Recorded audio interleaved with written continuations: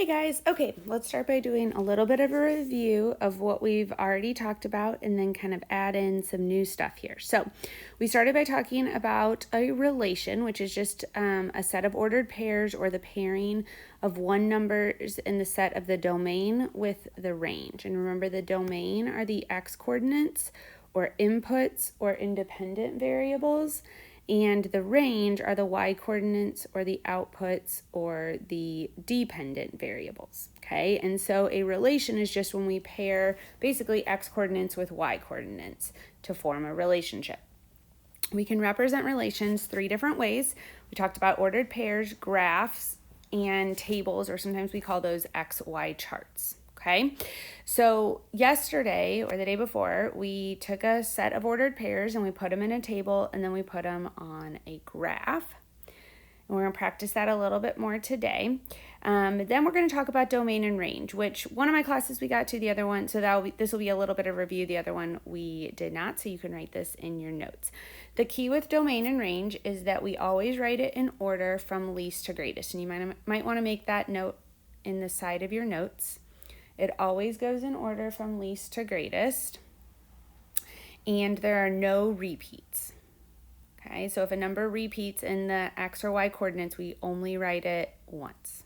So as you look at number 1, and we look at the x coordinates, which is the domain, that would be in order from least to greatest, -7, 0, 4, and 5. And then around the set of the domain and the range, you use what's called a braces, because that is what we use for set notation. It's basically a parentheses that's got that weird kind of little squiggle in the middle of it, okay? Then the range is the y coordinates, again, in order from least to greatest. So it would be -4, 1, 2, and 3. Okay, but now as we look down at number 2, if you look at the x coordinates, you will notice that we see the number 1 twice. That input there, 1, shows up twice. We only write it once. So the domain for number 2 would be -6, 1, and 8. You only write the 1 once, even if it repeats.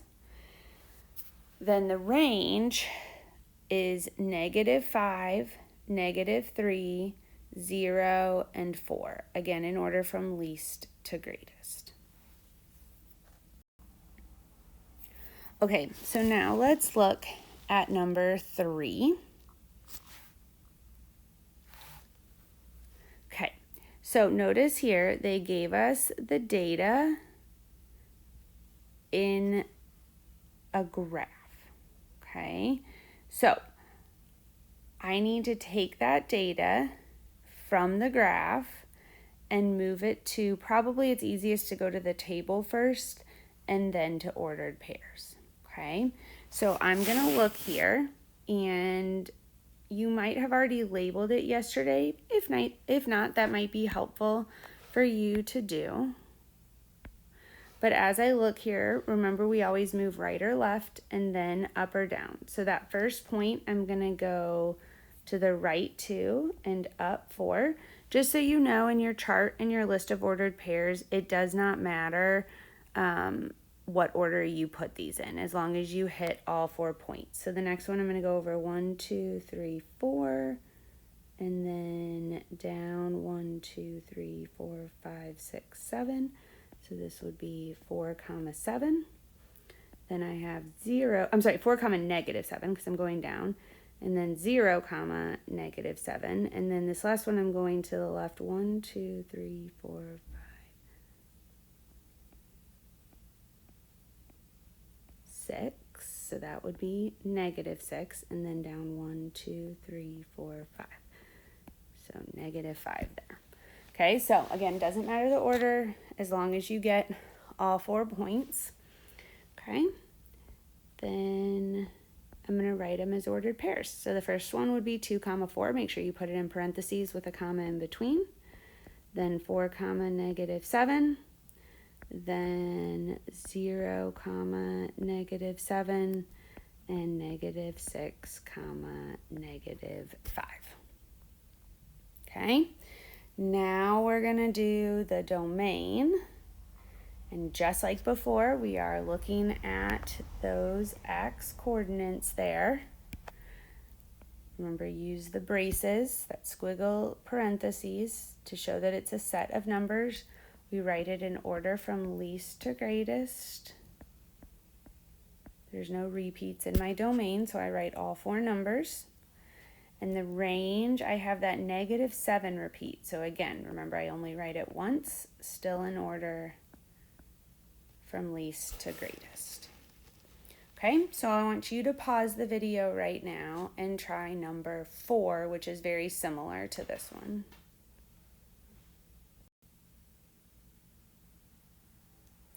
All right, so check your answers to number 4. Again, there were 4 points there, so I put them in the chart, then put them as ordered pairs, and then found the domain and the range. All right, so the next thing we're going to talk about is a special kind of relation. And this special kind of relation is called a function, okay? So just so you know, every function is a relation. Not every relation is a function. I'll say that again. Every function is a relation because it's just a special kind of relation. Not every relation is a function. So we have to talk about what makes something a function. And it is a function if every input or every x value is paired with only one or exactly one output or y value. Okay? Again, if every x value, the input, is paired with only one y value. I think this often makes the most sense by just looking at some examples. So that's how we're going to start here. All right, we are going to look at relations as ordered pairs, as tables, as graphs. But again, what makes it a function is the same no matter what. Okay, so when I'm looking at a set of ordered pairs, I actually think it is most helpful to start by highlighting the x coordinates, because that's what I'm looking at is those inputs to start. And notice here that each input is unique. We do not have any inputs that repeat, and so each of those inputs is paired with an output. So this would be a function, and we always have to explain why. Whenever it's yes, this can always be your reason. Yes, because every input has exactly one output, or you could say only one output. And that will always be your reason when the answer is yes, but you have to give a reason, either yes or no. Okay, so now let's look at number 6. And again, I'm going to start by highlighting my x coordinates or my inputs. And what you will notice is on this one, you see how we have that number 1, that input repeats. And in one ordered pair, it's paired with 5, and in the other ordered pair, it's paired with -7. So this cannot be a function. It breaks the definition. The reason is no, because the input 1 has, you can say 2 outputs, you could say more than 1 output. Either way would work. Okay, so now why don't you pause the video and try number 7 and 8. You can talk to your partner about whether they are functions or not. All right, go ahead and check your answer with mine.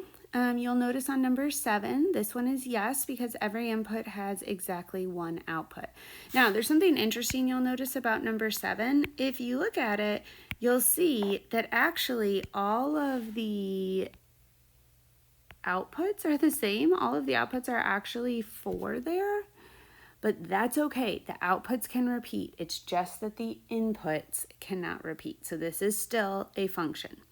Number 8 is not because the input -4 has 2 outputs there. Okay, so because it has 2 outputs, or you can say more than 1 output, it is not a function. All right, so now we're going to look down at these XY charts. It's the exact same thing, guys. So we are still starting by looking at the x coordinates, okay? And as we look at that set of x coordinates in number 9, we see that none of them repeat. So this would be yes, and the reason's still exactly the same. Yes, because every input has exactly one output.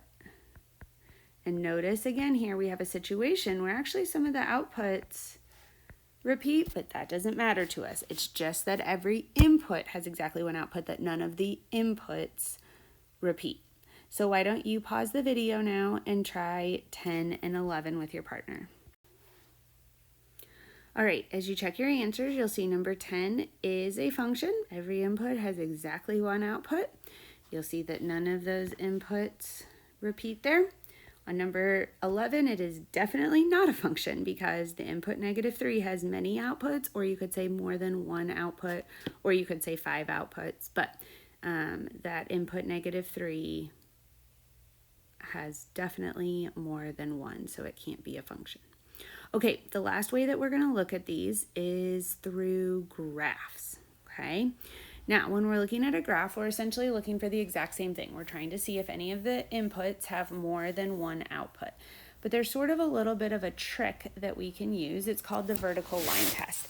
And the way the vertical line test works is we are just simply trying to see if there is a vertical line that goes through more than one point, because if there is, that makes it not a function.